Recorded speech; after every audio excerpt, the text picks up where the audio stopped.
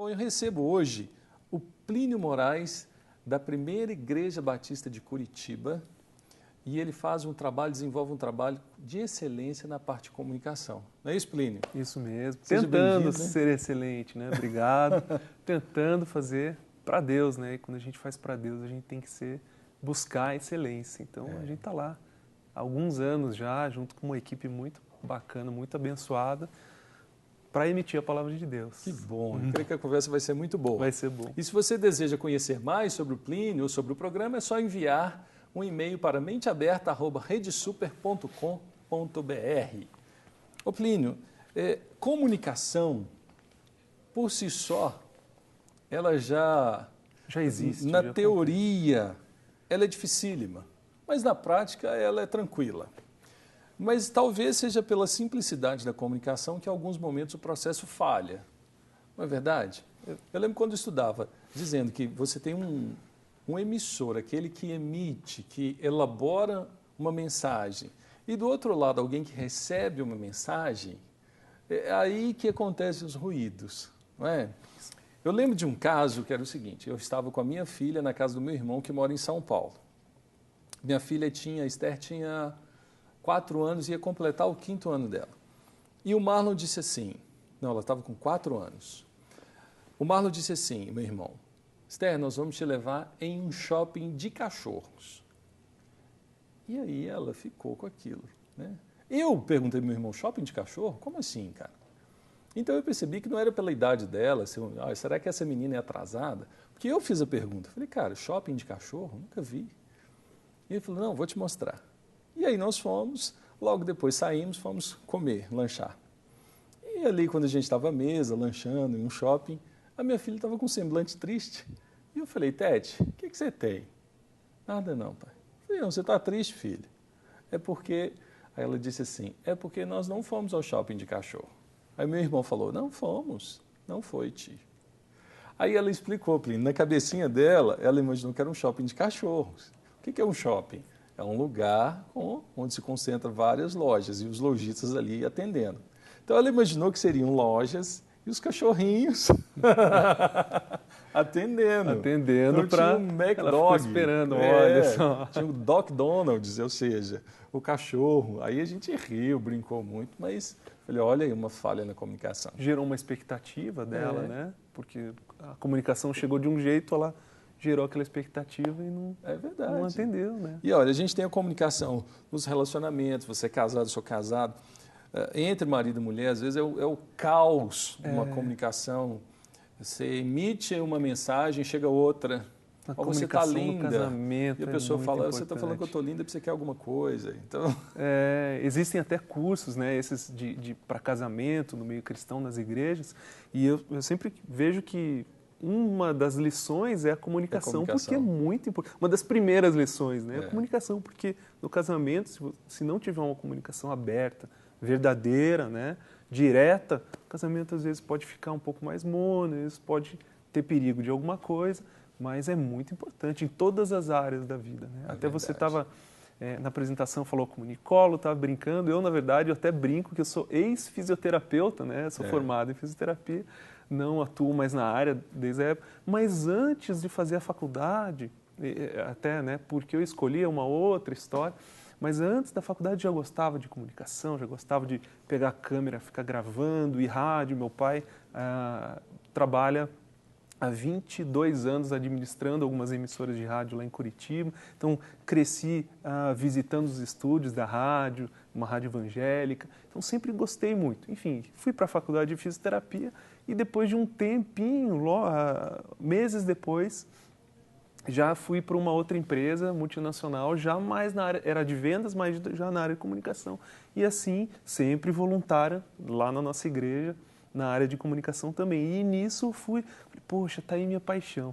Mas se for pensar, mas então, e depois disso eu fiz uma pós-graduação, fiz uma formação em comunicação para aprender na teoria. Mas a comunicação já vem de berço. Quando a gente nasce, a primeira coisa que acontece chora. Pronto, comunicou para os pais que chegou ao mundo. Né? Então a gente tem que... E aí eles entendem, enfim, tem, né, o receptor.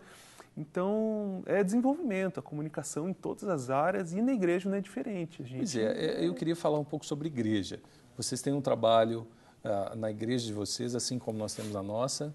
As nossas igrejas se parecem muito, mas foi um tabu a ser quebrado para implantar alguns falam até Ministério de Comunicação. Isso, né? A gente chama de Ministério de Comunicação justamente para, já na época, já foi para começar a quebrar. Isso, porque até então, isso foi oficializado o Ministério de Comunicação na nossa igreja em 2006.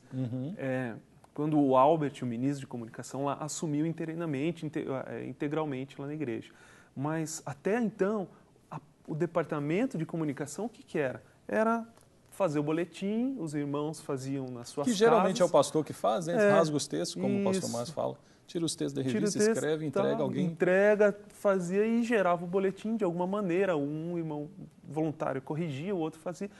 É errado? Não. Às vezes é o jeito que a igreja, até as igrejas menores e médias, conseguem comunicar. Mas era apenas isso. E quando se instituiu o Ministério de Comunicação na nossa igreja, começou a ver a necessidade que era muito maior a necessidade do que a gente imaginava. Então, os tabus foram sendo quebrados. Então, até no culto foi sendo instituído o recado, o momento dos avisos. Isso é um tabu que até hoje em todas as igrejas, qual? Do pastor não ficar dando aviso durante 25 minutos. Né? Você que é pastor, o pastor gosta de falar, não é mesmo? Então, todo mundo sabe disso, gosta do microfone, dá os avisos e se empolga. E a gente tenta criar uma cultura de, gente, vamos através do vídeo comunicar, porque a gente pode fazer de uma maneira mais criativa e que chame a atenção do que você. O pastor pegue o microfone e fique 20 minutos, às vezes, falando.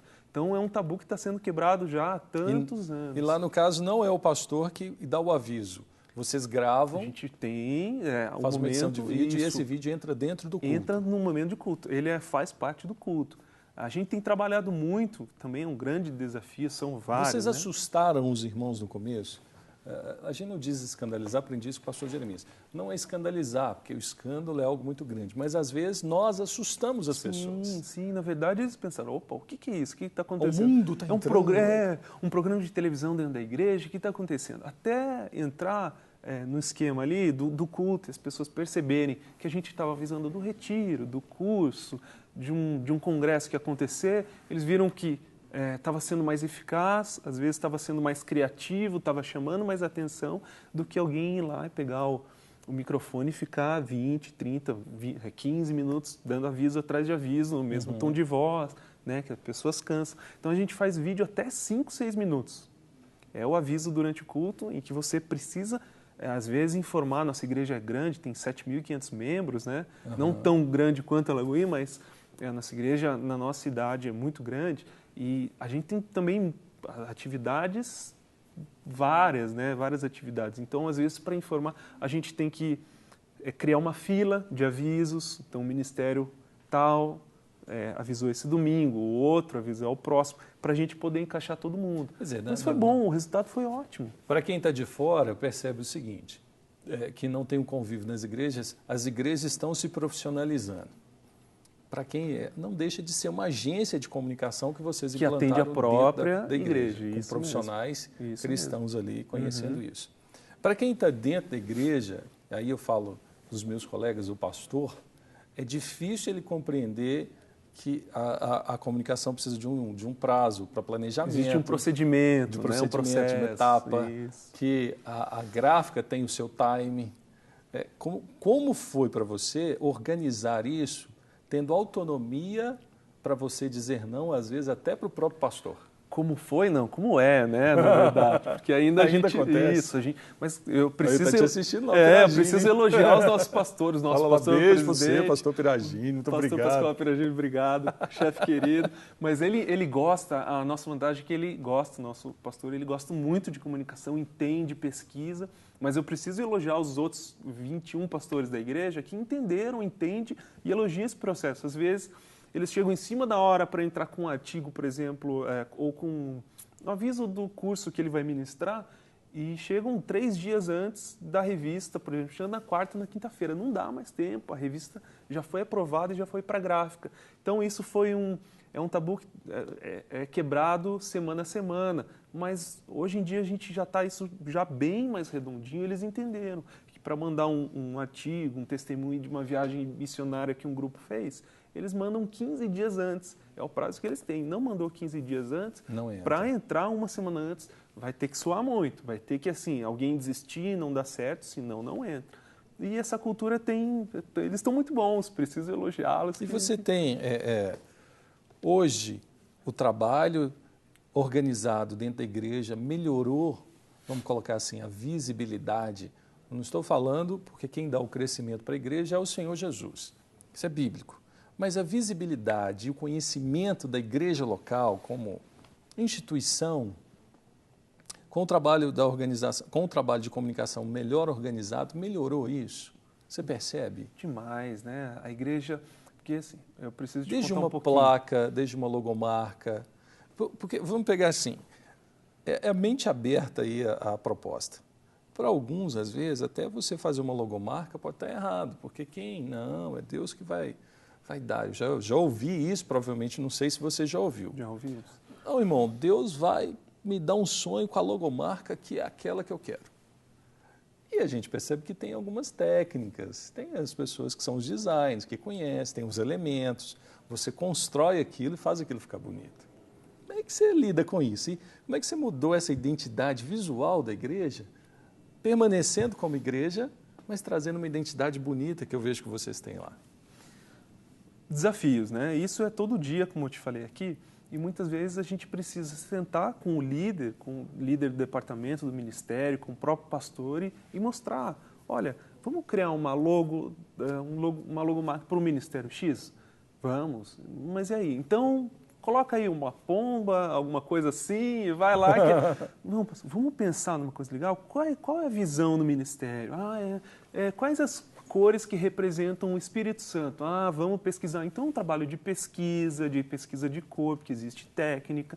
Então, existe o trabalho criativo, existe o trabalho, e claro, com aprovação sempre do ministério. Então, cada caso é um caso bem específico, mas na nossa igreja a gente tem trabalhado com designers, uma equipe de design que entendeu que a gente precisa até ter paciência com alguns que não entendem isso, que acham que é sentar na frente de um computador, abrir um programa de edição de imagem e jogar algum desenho lá e não, coloca qualquer coisinha aí, né? A gente brinca lá que faz um vídeo de 5 minutinhos aí rapidinho. Poxa, um vídeo de 5 minutinhos demora no mínimo 5 a 6 horas para ser criado.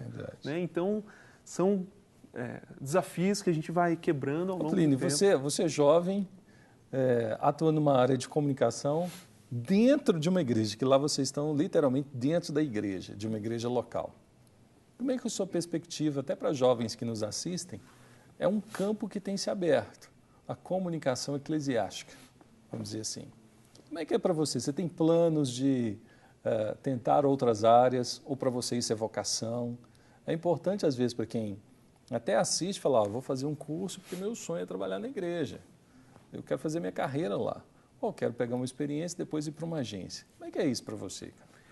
Eu acho que tem que ter um foco, né? Eu, por exemplo, para mim, pessoalmente, eu falo que eu sou um missionário, porque eu tenho um chamado para estar trabalhando na igreja. Estou cursando seminário agora, então, assim... É uma vocação. Uma vocação, né? Eu tenho esse chamado de Deus, então eu trabalho lá dando o meu melhor, que eu posso contribuir, mas também estudando muito, né? Indo atrás, conhecendo, no dia a dia, na prática. A gente tem a transmissão dos cultos pela internet, né, já há 7, 8 anos, então a gente ficou ali, não é só ficar tentando descobrir como faz, botar a mão na massa, né, fazer, mexer, conhecer de cabo. Quando eu cheguei lá, eu era voluntário da comunicação, mas eu não conhecia muito a parte técnica e no dia a dia a gente foi aprendendo.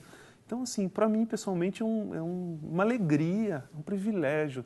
6 anos e meio já na igreja lá, em tempo integral, trabalhando para Deus. 6 anos e meio. 6 anos e meio. No Ministério de Comunicação, com graduação em fisioterapia, mas depois eu estudei um pouquinho mais a comunicação. No meu caso aqui na Lagoinha, estou terminando uma pós-graduação em mídia eletrônica, rádio e TV, mas minha formação teológica, comecei um curso de turismo, mas é uma loucura, né?